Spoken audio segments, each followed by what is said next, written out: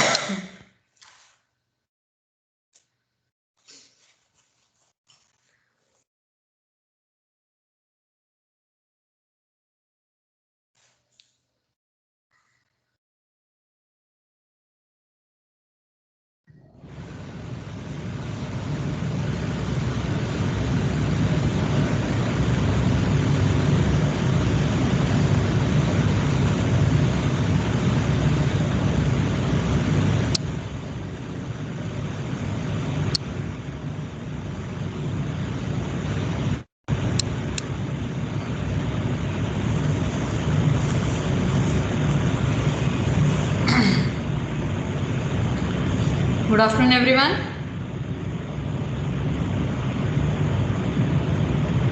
Good afternoon, ma'am. I hope you all are preparing for your upcoming exam. Only MCQs.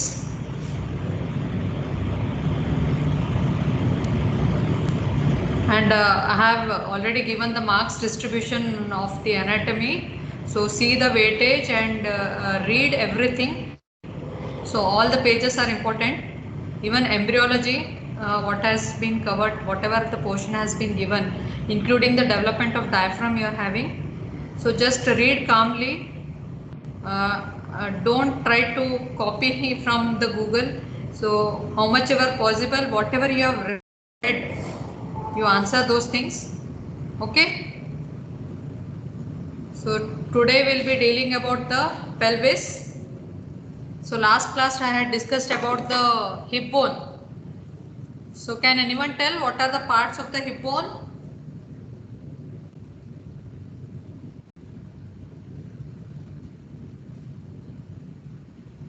What are the parts of the hip bone?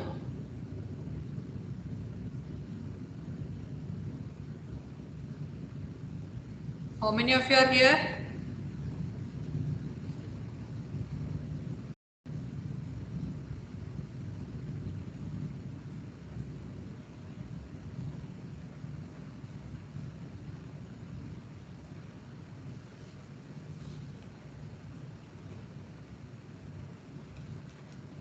How many parts are there hip bone? What it is also called as? It is also called as the composite bone, formed by fusion of how many bones? 3 bones. 3 bones. Which are those 3 bones? You have to respond in between so that I can understand that you all are with me. At least physically you are there. If not listening or you are reading because we don't know what you all are doing there. So at least respond to questions what we are asking. Okay. How many parts are there hip bone? 3 parts. Which are those? Ilium, ischium and pubis. Ilium, ischium and pubis. Okay, so those are the 3 parts of the hip bone. So this is the pelvis, what you are seeing here. Okay, so what it resembles, can anyone tell? It is like what?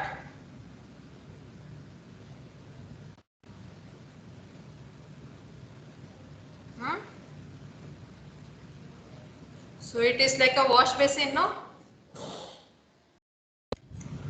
Okay, so this is the pelvis, what you are seeing. So pelvis is contributed by the 2 hip bones on each side and the sacrococcygeal part of the vertebral column behind. Okay, so that is the pelvis. So before dealing with the pelvis, in short, I'll just discuss about the sacrum so that you'll understand the pelvis. So this is the sacrum. Okay, sacrum is a triangular bone which is irregular. You can see this is irregular bone. So how it is formed? How many vertebrae will fuse and form a sacrum? 5. 5. So 5 sacral vertebrae will fuse together and form a single bone, that is the sacrum. Okay, this sacrum is triangular and irregular.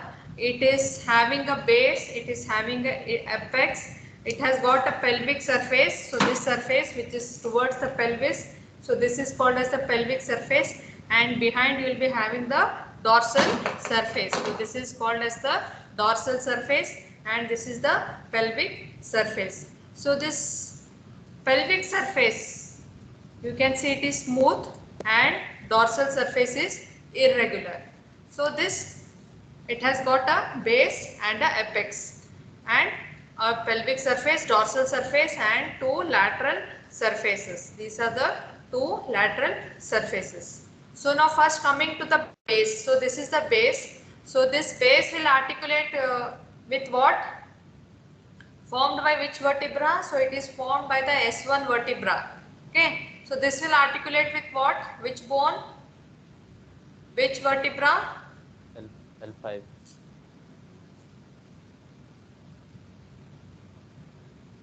Which one will be here above this? L5. So this is S1. So which bone should be here? Lumbar. Yes, which lumbar vertebra? How many lumbar vertebrae are there? 5. 5. Okay. So this will articulate with the 5th lumbar vertebra. So this is the base. Base is formed by the body of the first sacral vertebra. Okay. So this is the median portion. And this is the lateral portion of. So this lateral portion is expanded and fan-like. Okay. Which is a part of the lateral mass. So this is called as the lateral mass along the sides of the sacral foramen, whatever this part is there. So this is called as the lateral mass. So this is the upper part of the lateral mass. So this is fan shaped and broad and this is called as the ala of the sacrum, ALA. This is called as the ala of the sacrum. This is the body of the first sacral vertebra. So this anterior margin of this is sharp. This is called as the sacral promontory. The anterior margin of the first sacral vertebra is prominent and this is called as the sacral promontory. So any vertebra, if you know, it has got a body, it has got a transverse process, it has got a lamina, pedicle.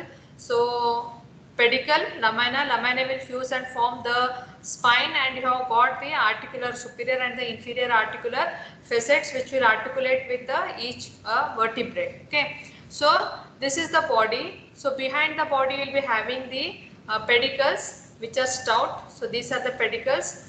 From the pedicles you will be having the lamina which are running obliquely downwards, and they will meet and form the first spinous tubercle. This is called as the first spinous tubercle. So this is the first sacral vertebra what you are seeing. So this is the body, this is the pedicle, this will be the lamina, and this is the spine.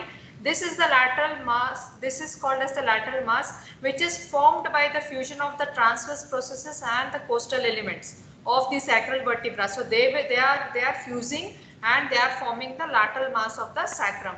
This is the body of the first sacral vertebra. So this is the pedicle, this is the lamina, this is the spine, and what will be this canal? What will be this canal? This is called as the sacral canal, like you have got the vertebral canal. So this is the sacral canal which is in continuation with the vertebral canal above. So this is called as the sacral canal. Okay. So as such, this sacrum is formed by the fusion of the 5 sacral vertebrae. Sometimes you may find more than, actually there will be 4 sacral foramina, sometimes there may be extra also. So 5 sacral vertebrae will fuse together and form the sacrum. Okay. So this is the base where you have got the body, the pedicle, the lamina and the spine. This is called as the sacral canal. So this is the base. Then this is the apex. So this part is called as the apex. So here there is no coccyx here. So this apex has got a oval facet which will articulate with the coccyx and forms the sacrococcygeal joint. So this is the apex where you have where there will be one facet. So here it is broken.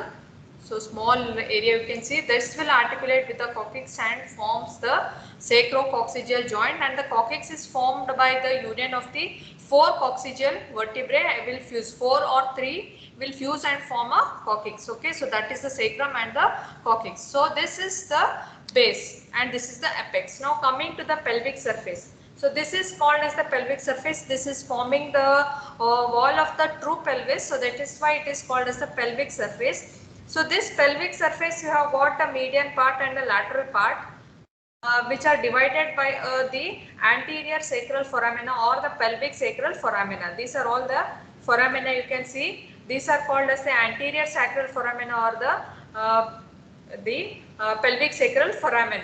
So this will divide the pelvic surface into a median part and a lateral part. So this median part, so you will be seeing some transverse ridges because this is formed by the fusion of the bodies of the sacral vertebra. So this part is formed or contributed by the bodies of the sacral vertebra. So this is the median portion. This is the lateral portion. So this lateral portion is also called as the lateral mass, which will be contributed by the fusion of the transverse processes and the various costal elements of the sacral vertebra. So this will be called as the lateral portion or the lateral mass. So what will transmit through this sacral foramina, anterior sacral foramina? The ventral rameau of the sacral nerves, the 4 sacral nerves.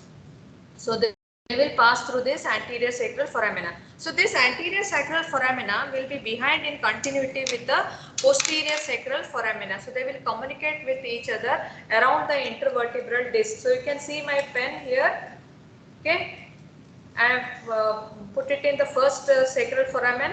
So you can see both are in continuity around the intervertebral disc. So these are called as the anterior and the posterior sacral foramina. What will pass through this? So here along there will be ventral rami and here there will be dorsal rami of the sacral nerves. That is the first 4 sacral nerves will be passing through this, the sacral foramina. So this portion, so you can see many transverse ridges. This is formed by the fusion of the body of the sacral vertebra. This will be formed by the fusion of the transverse process and the costal elements of the sacral vertebra. So this is about the pelvic surface. So you can see it is smooth. Okay, it is smooth. So there is some difference between male and the female sacrum. So that I will discuss in the last part. So this is about the pelvic surface. So this is the dorsal surface. So you can see how it is. Smooth or irregular? Irregular. Regular. Irregular. Am I audible to you all? Yes, ma'am. Yes? But you all are not audible to me. Still in sleep mode? You all had power nap or no?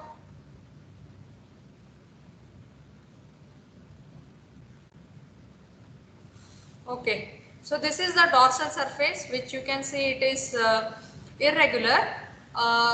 So one more thing what I wanted to tell here is at the junction of the pedicle and the lamina there will be the superior articular facets. Okay, so this will articulate with the inferior articular facet of the 5th lumbar vertebra. So this is the superior articular facet of the 1st sacral vertebra. Okay, so only this one will be prominent here. So this is the sacral canal which is triangular. Okay. This is the superior articular facet. You can see it is smooth. It has got a facet. So this will articulate with what? This will articulate with the 5th inferior articular process of the 5th lumbar vertebra. Okay. So that is the articular facet. So this is the dorsal surface. So what you can see in the midline. So this is the spinous process of the 1st sacral vertebra. Remaining all sacral spines will form the raised projections and this area will be called as the median sacral crest. This region will be called as the median sacral crest, where all the spinous process of the remaining sacral vertebra will fuse and form an elevated area. Crest is an elevated area. So this is called as the median sacral crest. Like the pelvic surface is divided by the sacral foramina into median and the lateral regions, similarly the dorsal sacral foramina will divide the dorsal surface into median and the lateral regions, same way. So this is the median sacral crest, what you are seeing. So how it is formed? It is formed by the spinous process of the various sacral vertebra. So this is the median sacral crest. Then you will be having the dorsal sacral foramina. So in between them there is also one more region which is called as the intermediate sacral crest. So this intermediate sacral crest is formed by the fusion of the laminae. So this you can see, this is the lamina of the first sacral vertebra. Remaining all will fuse and form one more region between the dorsal sacral foramina and the median sacral crest. So this is called as the intermediate sacral crest. This region is called as the intermediate sacral crest. So this is formed by the lamina of the various sacral vertebra. The lamina of the fifth sacral vertebra is deficient, so it forms an opening which is called as the sacral hiatus. So this is the sacral hiatus. So this hiatus is a opening or a gateway. So this is the sacral hiatus or a gap what you are seeing. So why it is produced? It is because of the deficient lamina of the fifth sacral vertebra. So this is called as the sacral hiatus, which will be in continuity with this sacral canal. So this is the sacral hiatus. So this is the median sacral crest. So this is the intermediate sacral crest. Then you are having the dorsal sacral foramina through which the dorsal rami of the sacral nerves will pass. Then lateral to it, one more raised region is there where you are seeing many tubercles. So this region is called as the lateral sacral crest. So this region is called as the lateral sacral crest. So why this will be formed? It is formed because of the fusion of the articular processes of the various sacral vertebra. Only the first you are seeing here, remaining four they will fuse together and form the lateral sacral crest. So median sacral crest is formed by the fusion of the spinous processes, intermediate will be formed by the fusion of the lamina, and the lateral sacral crest will be formed by the fusion of the articular processes or the articular facet. So these are the three elevated regions what are seen on the dorsal surface of the sacrum. Now the inferior articular facet of the fifth sacral vertebra will project into the sacral hiatus. So this projection is called as the sacral cornu. This is called as the cornu, sacral cornu. These are the projections what are seen in the sacral hiatus. Why these are seen? Because of the inferior articular process of the fifth sacral vertebra. Hiatus is because of the deficient lamina and sacral cornu is because of the inferior articular facet of the fifth sacral vertebra. So this is the sacral hiatus, and what projections you are seeing. So these are called as the sacral cornu. Okay. So this is about the dorsal surface what you are seeing. The three regions, the median, the intermediate and the lateral sacral crest. Now next coming to the lateral surface. So this lateral surface which is the lateral formed by the lateral mass. So this is formed mainly by the fusion of the transverse process and the coastal elements. So what you are seeing, it has got a upper part and it has got a lower part. This upper part bears an L-shaped articular facet. So you can see here. So this is the L-shaped articular facet and upper and anterior and the posterior part. So this will articulate with the sacrum. This will articulate with the hip bone and forms the sacroiliac joint. So what you are seeing here, this will be the sacroiliac joint, which is formed by the fusion between the auricular surface of the sacrum and the auricular surface of the hip bone, which you had seen last week. So both this will fuse and forms a plain synovial joint, which is called as the sacroiliac joint, through which the transmission of the weight occurs from the trunk to the lower limb, both in the standing as well as in the sitting position. So this is called as the sacroiliac joint, which is formed between the auricular surface of the sacrum, which is L-shaped, and the auricular surface of the hip bone. Now this has got a cranial limb and a caudal limb.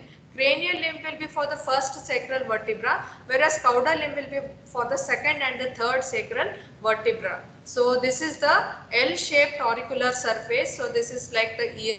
That's why the name has been given as the auricular surface, which will articulate with the hip bone and forms the sacroiliac joint, which is a plain synovial variety. And there is a posterior part of the lateral mass which is irregular.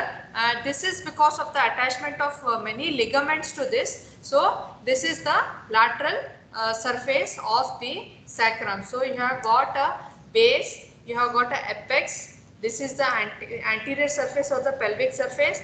This is the dorsal surface, which is irregular, and two lateral surfaces.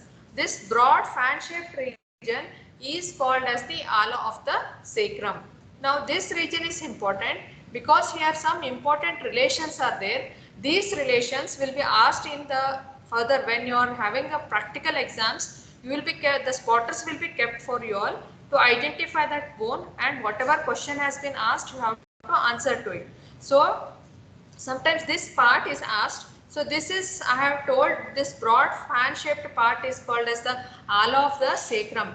This ala of the sacrum is related to few vessels and nerves. So which are those? So on the either side of the vertebral column you are having the sympathetic chain. So that sympathetic chain you are having here. Then a iliohypogastric nerve. Then the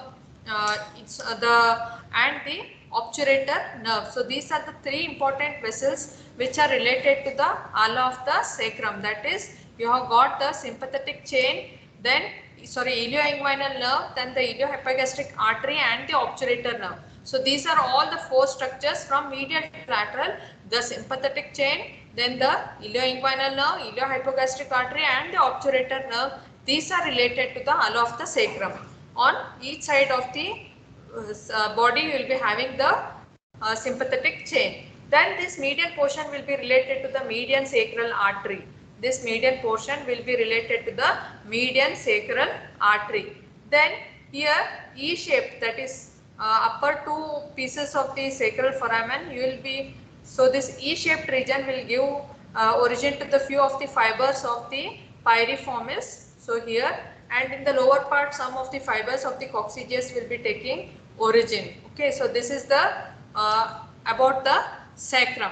Okay, so some differences between the male and the female sacrum you have to know. So in the females, first we will discuss in the males. So in the males this body is broad compared to the ala. Okay, body is broad compared to the ala, whereas in the females it is reverse. Body is narrow, ala is broad or wide. Okay, that is one difference. Then this pelvic surface, this pelvic surface is uniformly concave in males, whereas in females there will be, in the upper part is it's almost like straight, then it will abruptly curve downwards. So that is like a J-shaped curving will be seen in the female pelvis. So that is the other difference. Then the sacral index, that is length by breadth. So that is about 105 in males and 115 in females. Length by breadth into 100. So that is called as the sacral index. 105 in males and 115 in females. Okay. Then the other difference is in females it is broad. Okay, it is broad, whereas in males it is long. Okay. So in females it is broad to accommodate the fetal head. So this will be broad, whereas in males it is long. So length is more in males, breadth is more in females. Then about the body and the ala, that you have to remember. Then the concavity of the pelvic surface, and you have to remember about the sacral index. So that is the difference between the male and the female sacrum. Is it clear? Yes, ma'am. Okay, so here below you will be having the coccyx, which is called as the tailbone. Okay, so that coccyx is formed by the fusion of the four coccygeal vertebra. So here it will fuse and form the sacrococcygeal joint. So that coccyx is immobile in males, whereas it is mobile in females. In order to allow the fetal head to pass.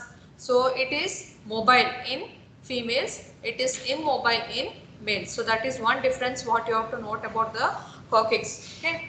Then what are the structures which are passing through the sacral canal? So what will be passing through the vertebral canal? What will be passing through the vertebral canal? Spinal cord. Which part of your nervous system will be passing?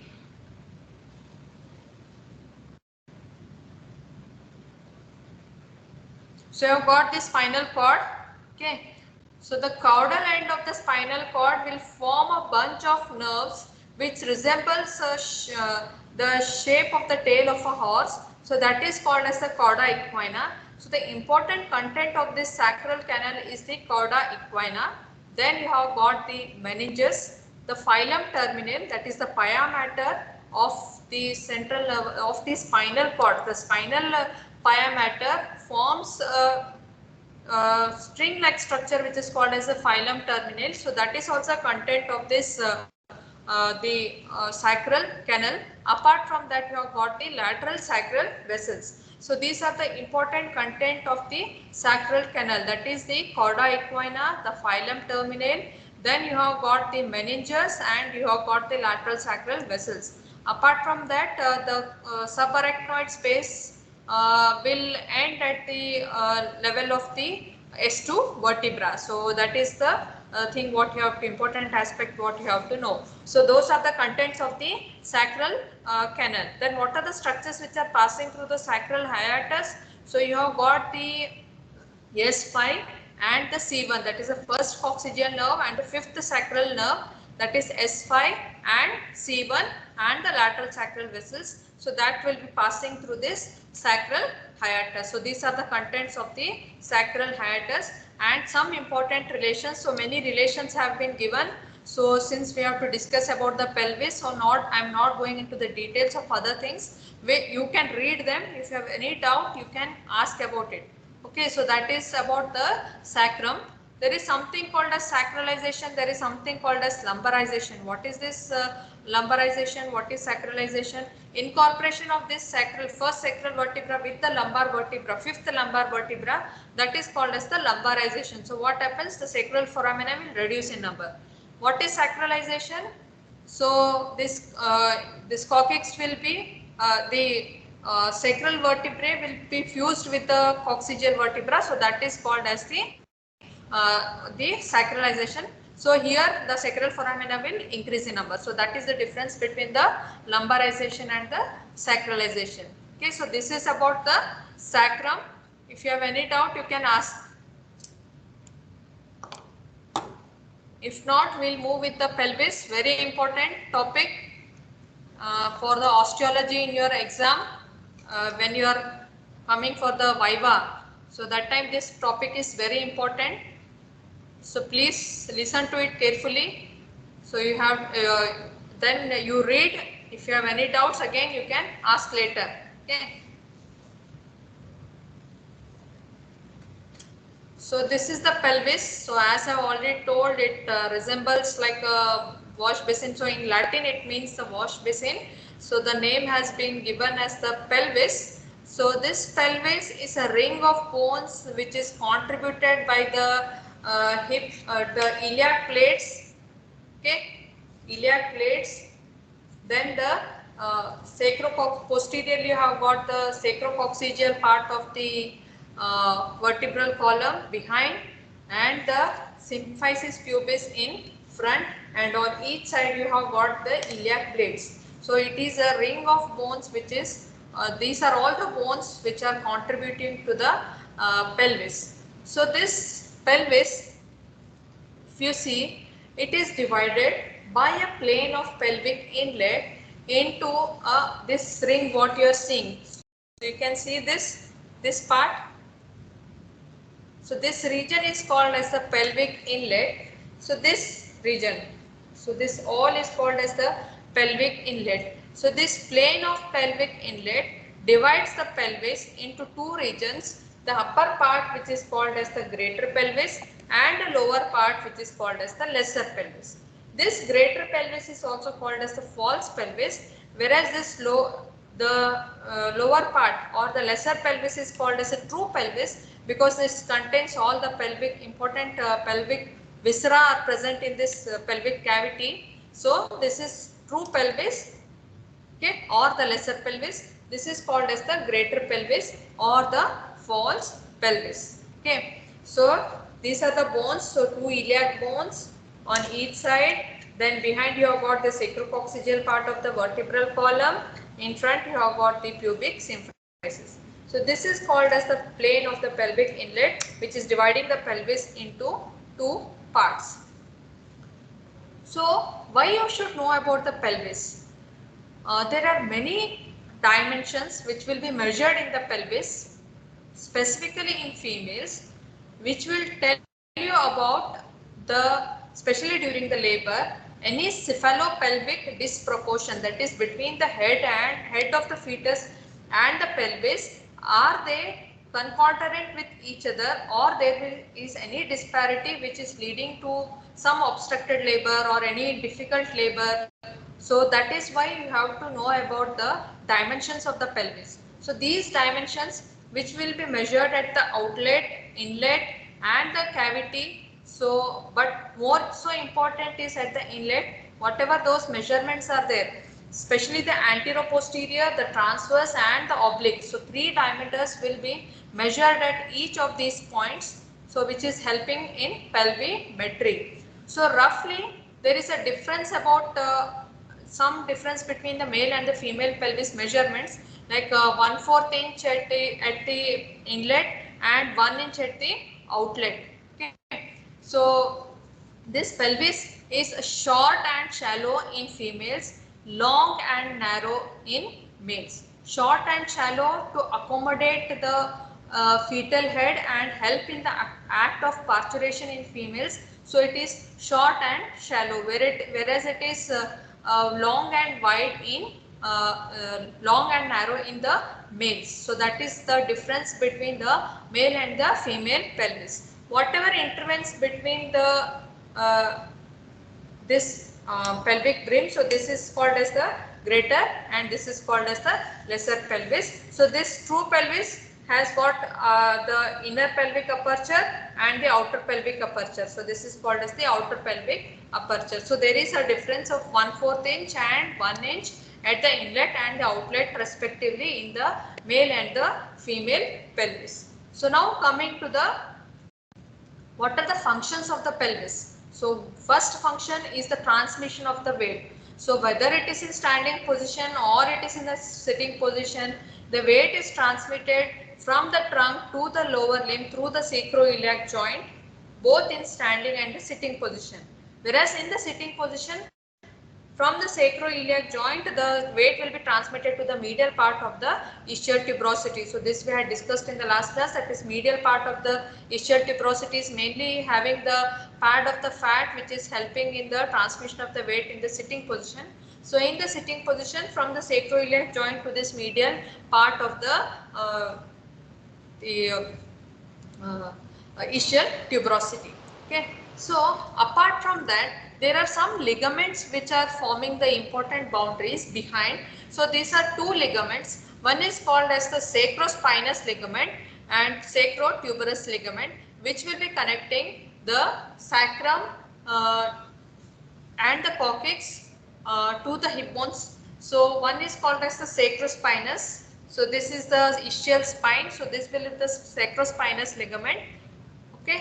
And this is called as the sacrotuberous ligament, which will be connecting the sacrum and the coccyx to the ischial tuberosity. This is the sacrotuberous ligament, and the other one is the sacrospinous ligament, which is from the sacrum to the ischial spine. So posterolateral boundaries of this will be formed by the sacrospinous and the sacrotuberous ligaments. Okay. So in the recent state, this pelvic outlet, so here you will be having the pelvic diaphragm and the urogenital diaphragm. So these diaphragms will be pierced by the urethra and the anal canal, and in between them vagina in the female. So this is in the recent state, it will be closed by the urogenital diaphragm and the pelvic diaphragm. So where you have got the apertures, that is the urethral aperture and the anal aperture, and in between them you will be having the vaginal aperture in the female. So this will be closed this way. Okay, so this will be the pelvic outlet. So this is a brief introduction to the pelvis. So next coming to the greater pelvis. So this is called as the greater pelvis. So this greater pelvis, as you all can see, anteriorly it is deficient. So on each side you are having the iliac plates of the hip bone, the ala of the sacrum. This is the ala of the sacrum, what just now we had discussed, and this is the sacral promontory. The anterior margin of the first sacral body of the first sacral vertebra forms the sacral promontory. So this will be the boundary of the posterior boundary of the greater pelvis. Whereas anteriorly it is deficient, it is belonging to the abdomen proper. Okay, so this is the anterior wall which is deficient. This is the posterior wall where you have got the iliac plates and you have got the sacral promontory and the ala of the sacrum. Now, what will be the measurements? Here two important since this anterior wall is deficient, you can't take any anterior posterior diameter and any oblique. Only two transverse diameters will be measured here. One is called as the interspinous diameter. So this interspinous diameter is about 25 centimeters, and other one is called as the intercristal diameter, that is between the tubercles of the iliac crest when you join these two. So this is called as the intercristal diameter, which is about 26 centimeters. So measurements I may be sometimes telling extra, so just you all go through it once. Important ones are the measurements at the pelvic inlet, very important. So so here and there if I miss one or two things, so please go through it because it is a vast topic. Okay, so that is about the greater pelvis. So one thing what you should know is these iliac plates or the hip, they are almost vertical in females, and this anterior superior iliac spine will be almost straight or projecting outwards in females, and it is projecting inwards in males. Okay, iliac plates are vertical and anterior superior iliac spine will be outwards or straight forwards in females. In males these are more concave. Okay, and the anterior superior iliac spine will be interned in males. Okay, so that is about the greater pelvis. Only two measurements, interspinous and the intercristal diameters. Sorry, I forgot to mention we were discussing about the functions of the pelvis. So one thing what we have told about the transmission of the weight, the other thing is it is acting as an important, it acts as a home for the various viscera of the genitourinary system and the terminal part of the alimentary canal. So those are the important contents of this pelvis which are seen located here. Apart from that, it is providing origin and insertion to numerous muscles of the abdomen as well as the lower limb. Okay, and apart from that, in the females the important function is it is retaining the products of the conception. Okay, that, and it is helping in the act of parturition, that is the other important function. Apart from that, the other function mainly for the anthropologist is the sex determination. So this is the important bone which is frequently used for sex determination. There are many differences between male and the female pelvis. So those differences are noted to see whether it is a male and the female pelvis. So when it is done, that is called as the pelvimetry. When you are using this as a tool, so that is called as the pelvimetry. So when pelvimetry can be done on the skeleton, okay, or in the living, so it is called as the external and the internal pelvimetry. External means measuring on the body, very rarely done, and the internal pelvimetry is frequently done during the labor or during the period of pregnancy to assess the cephalopelvic disproportion or anything like that. So that is called as the internal pelvimetry, where the fingers are introduced through the vagina and various diameters can be measured. So that is called as the internal pelvimetry. Now the most recent ones are called as the radiological pelvimetry. All others have become almost obsolete now. Radiological is the most advanced one, but since there is a chance of radiation exposure, usually the USG is used. Okay, USG guided pelvimetry can be done. Okay, so these are the functions which are attributed to the pelvis. So that are the functions of the pelvis. That is the weight transmission. Then it is the attachment of the various muscles. It is a house for the various viscera of the genitourinary system and the alimentary canal, and sex determination. So these are the functions which are attributed to the pelvis. So now we had discussed about the greater pelvis.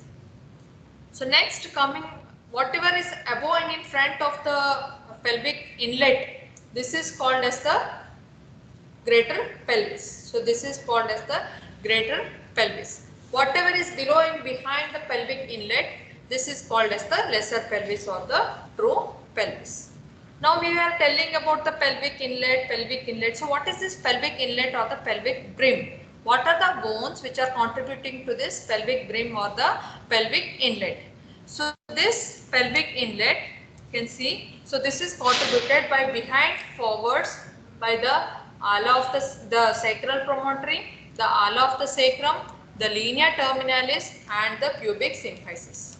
Okay, so this is the sacral promontory, the ala of the sacrum, this is called as the linea terminalis and this is called as the pubic symphysis anteriorly. So this both the pubic bones fuse together and form a secondary cartilaginous joint which is called as the pubic symphysis. So this is the pubic symphysis which is a secondary cartilaginous joint. So this whole thing is called as the pelvic inlet. Now what is the linea terminalis? So linea terminalis is nothing but the arcuate line. So arcuate line we had discussed last time. Whatever the middle portion of the medial border of the hip bone is there, that is called as the arcuate line. This is the iliopubic eminence. Then you have got the pecten pubis, the pubic tubercle and the pubic crest. So these are all contributing to the linea terminalis. That is the arcuate line, the iliopubic eminence, the pecten pubis, the pubic tubercle and the pubic crest. So these are all, this is called as the linea terminalis. Are you able to see? Yes, ma'am. Yes. I know this is a bit difficult to understand. So just go through it or you see some YouTube videos again, then you will understand, because I know you are not having the bones. So it may be difficult for you to grasp the things. So just I am repeating 2 or 3 times. So this is called as the pelvic inlet. So this plane of the pelvic inlet slopes downwards, forwards and makes an angle of 50 degree with the horizontal plane. So here we will be having the horizontal plane. This plane of the pelvic inlet slopes downwards, forwards and medially, making an angle of 50 degree with the horizontal plane. So that is the plane of the pelvic inlet.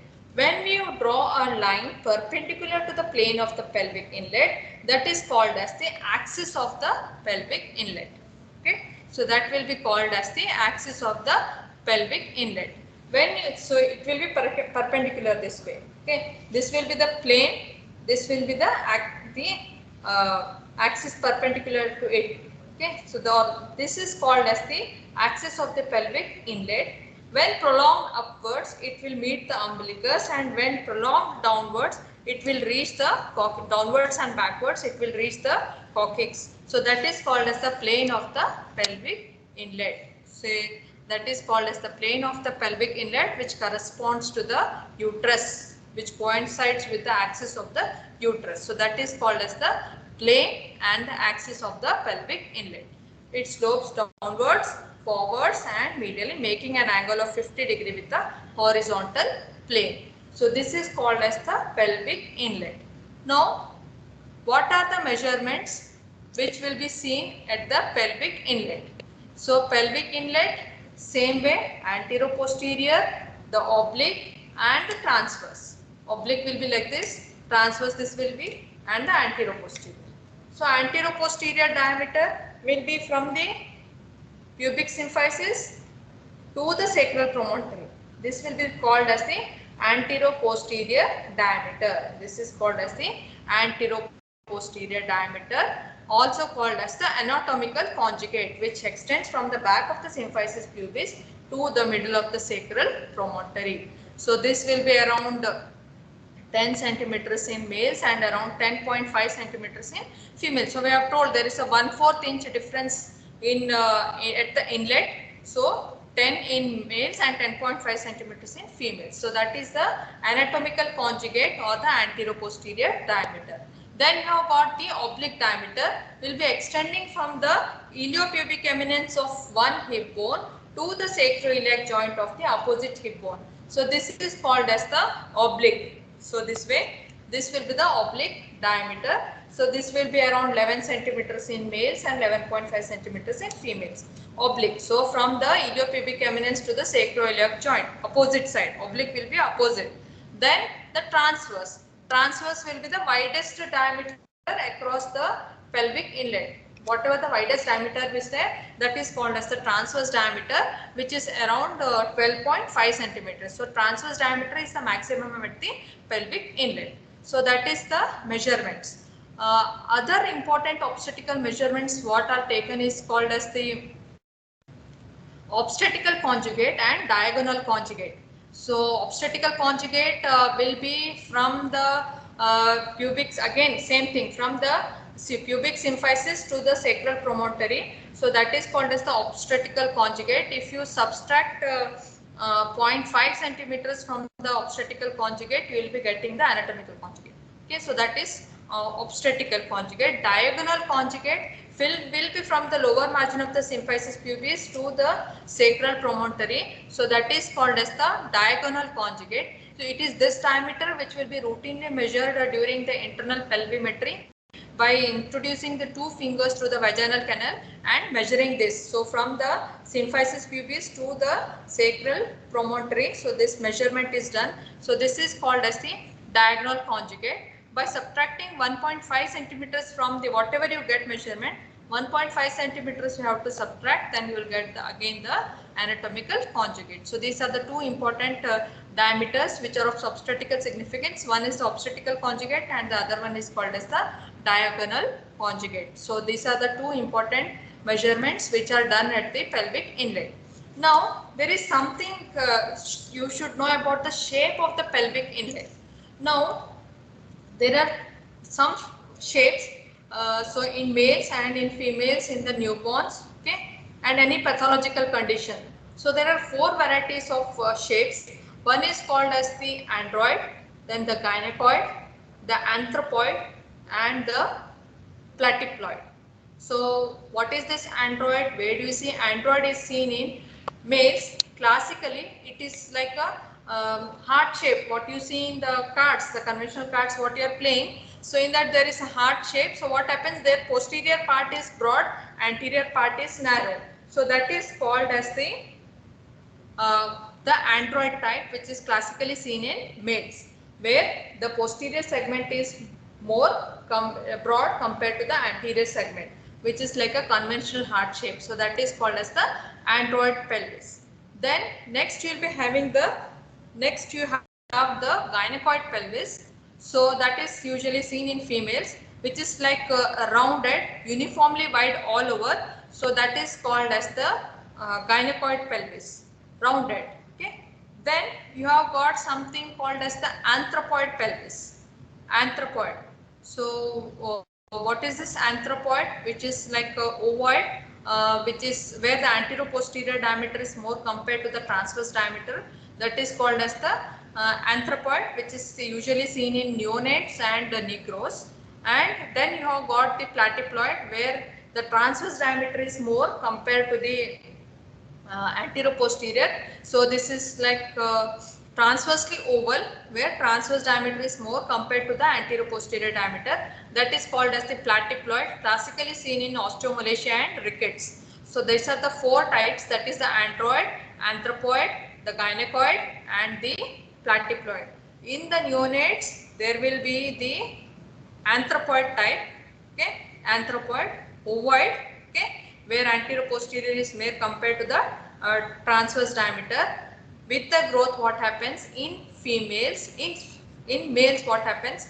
There will be growth more in the posterior segment, so it will restore to android type. Whereas in the females, there will be uniform growth all over. Especially there will be vertical, the transverse growth of the pubis will be more in the females, so that will restore the gynecoid type of in females. In males, what happens? There will be the posterior segment, that is the sacrum will grow more, so that will lead to the posterior segment will become broad, so that will lead to the android type in the males. Females, gynecoid, then anthropoid is in neonates, and in the negros, platyploid is the flat pelvis. So these are the various shapes of the pelvic inlet, okay, android, anthropoid, gynecoid and the platyploid. Okay, so that is the difference what you should know about the pelvic inlet. So this is called as the pelvic inlet or the pelvic brim. The various measurements you have to know. Okay, so that is about the pelvic brim. Is it clear? Yes, ma'am. Yes. Okay, next moving on to the pelvic cavity. This is called as the pelvic cavity. This is called as the pelvic cavity or your true pelvis. So this, what you are seeing, this true pelvis intervenes between the upper pelvic aperture and the lower pelvic aperture. This pelvic cavity is short and cylindrical in females, long and conical in males. Okay, so it is cylindrical in females, it is long and conical in males. Okay, this pelvic cavity or the true pelvis is bounded anteriorly by the symphysis pubis, behind by the sacrococcygeal part of the vertebral column, and anterolaterally by the anteriorly by the pubic symphysis and the rami, then posteriorly by the sacrococcygeal part of the vertebral column, and on each side you have got the pelvic part of the ilium and the ischium, the pelvic part of the ilium and the ischium. So this will be the posterior boundaries. And so this is about the true pelvis or the pelvic cavity. So this since the male pelvis is conical, what happens? So lower part will be broad, so the pelvic outlet, whatever the measurements are there, they are less compared to the females. Whereas since it is conical, the lateral wall will project medially, downwards and medially. Whereas in females it is almost cylindrical. So what happens? So hardly any difference is noted between the pelvic inlet and the outlet, and the lateral walls will project almost straight or vertical. Their lateral walls will be projecting almost vertically. So that is one difference what you have to note. So the other thing what you have to know is about something called as the subpubic angle. So this is called as the subpubic angle. Okay, this is called as the subpubic, between the two ischiopubic rami what you are seeing. So this is called as the subpubic angle, which is around 50 to, just a second. Hello, Harish, Har, idhar.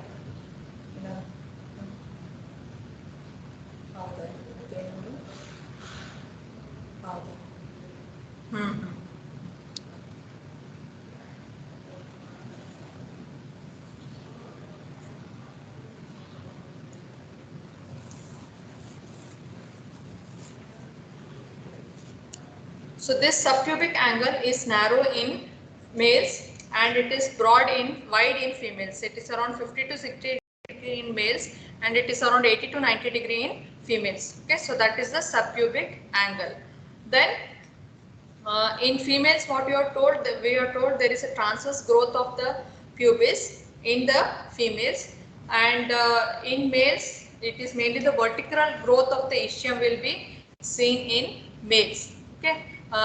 Then the acetabular cavity, what you are seeing. So this will be small in females and large in males. So the other difference, what you have to note about the acetabular cavity, the difference between the male and the female pelvis. So this is the lesser pelvis or the true pelvis. So here also you are having the measurements, the anteroposterior diameter, the oblique diameter and the transverse diameter. So anteroposterior will be again from the symphysis pubis, to the, here we will be having opposite the third sacral vertebra. So that will be the anteroposterior diameter. From the symphysis pubis to the third sacral vertebra will be the anteroposterior diameter. Then the transverse diameter will be across usually the ischial tuberosities, okay, and the oblique diameter will be from the sacroiliac joint of one side to the obturator membrane, which will be covering this obturator foramen. So this will be the oblique diameter from the obturator, from the sacroiliac joint of one side to the obturator membrane of the opposite side. So that will be the oblique diameter. So they are around 13.1 and the transverse diameter is least here. So that is around 12 centimeters. So 13.1 and the 12. So that is the anteroposterior, oblique and the transverse diameters which are measured at the pelvic cavity or the true pelvis. So this is the pelvic cavity which is intervening between the upper pelvic aperture and the lower pelvic aperture. Okay. So that is the pelvic cavity. The next coming to the pelvic outlet. Now what you are seeing, so this is the pelvic outlet which is like a diamond shape. So what this pelvic outlet is not in one plane. The one plane will be going downwards and backwards. The other plane downwards and forwards. The other plane will be coming forwards and downwards. So these two planes will meet at the ischial tuberosity and form one plane. So this is called as the pelvic outlet. Now what are the margins? Anteriorly you are having the lower margin of the symphysis pubis which are connected by the arcuate ligament, then anterolaterally by the conjoint ischiopubic ramen, then posterolaterally by the sacrospinous ligament and the sacrotuberous ligament, and posteriorly by the tip of the coccyx. And on each side you are having the lower end of the ischial tuberosities. So this is the pelvic outlet which is a meeting point of two planes. So this is the pelvic outlet. The plane of the pelvic outlet slopes downwards and forwards and meets a horizontal plane at an angle of 10 to 15 degrees. So that is the plane of the pelvic outlet, and when you draw a line perpendicular to it, that is called as the axis of the pelvic outlet, which corresponds to the axis of the vagina. Okay, so that is the plane and the axis of the pelvic outlet. So that is same measurements again, the anteroposterior, the transverse and the oblique diameters will be measured at the pelvic outlet. This will be closed in the recent state by the pelvic diaphragm and the urogenital diaphragm. So when you are going to hold this in the anatomical position, just like you have held the hip bone, the same way, this like the anterior superior iliac spine and the symphysis pubis should be in the same corollary plane. The plane of the pelvic inlet should slope downwards, forwards and the medially. The pubis body, the posterior surface of the body of the pubis should be more upwards than backwards. The sacrococcygeal part of the vertebral column should be more downwards. Okay, so this is how you are going to hold the pelvis in the anatomical position. Okay, so that is about the pelvis. So next thing is about the difference between the male and the female pelvis. What are the differences between the male and the female pelvis? Will you listen to it? Yes, ma'am. Or this is too much already? Is it okay? Another 5 to 10 minutes. Just I'll tell the differences between the male and the female pelvis. So next time, what assignment I will be giving to you all is you have to write the differences between the male and the female pelvis. Okay, because this question will be frequently asked in the Viva for you all. What is the difference between the male and the female pelvis? So I will be telling today, but this will be like an assignment for you all. What are the differences between the male and the female pelvis, and I will be asking questions randomly, okay, in the next class. Whenever I am taking the next class, I will be asking the differences between the male and the female pelvis. So first thing, the general features what you should note always is the muscular impressions are more prominent in males compared to the females. Okay. Then the bones are more thick in males compared to the females. So that is the general difference. Already I have told about the iliac plates. They are vertical in females. They are concave in males. The anterior superior iliac spine will be projecting inwards in males and it will be projecting outwards or almost straight forwards in females. So this is one difference what you have to note here in the ilium. Okay. Then next is the ischiopubic rami.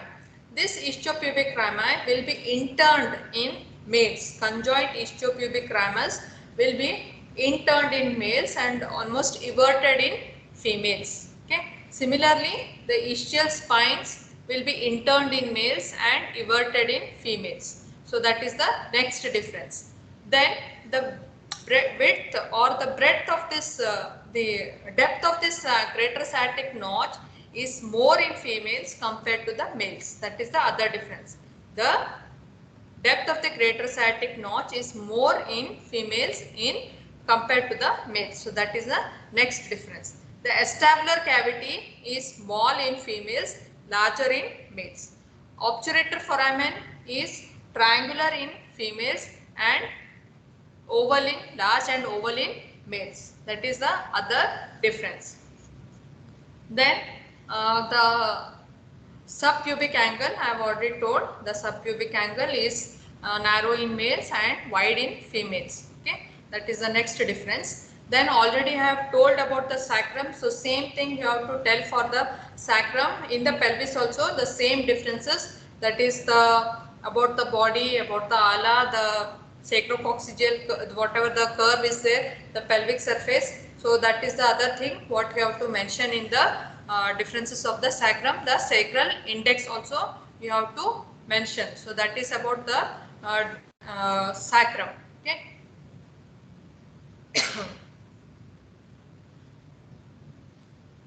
Then about the pelvic cavity, what I have told, it is conical in males and it is cylindrical in females. So other difference. Then the pelvic inlet heart shaped in males, that is it is the posterior segment is broad.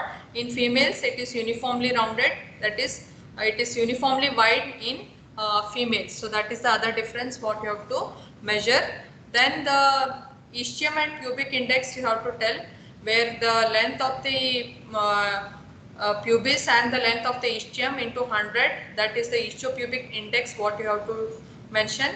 So that is around 19 females and around 112 or something in females. So that is the ischiopubic index what you have to mention.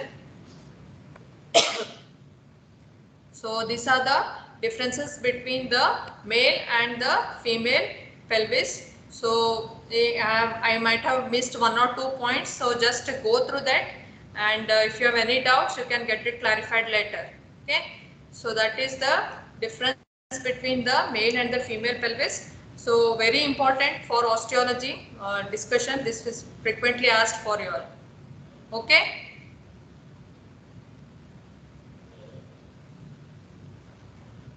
Yes, ma'am. So all of you prepare well for your exam, and good luck. Log in at correct time. Read the questions properly. Because there will be some like correct, which is the correct option in this, which is the incorrect option in this, except So read the question properly and then answer. Okay. And there is some case-based questions are also are there. So go through whatever the case scenarios are given in your textbooks. So just go through them and read it. Okay. Yes, ma'am. So Yes, ma'am. good luck for your exam. Thank you, ma'am. Thank you. Okay. Have a nice day. Thank you, ma'am. Thank you. Ma'am. Thank you, ma'am.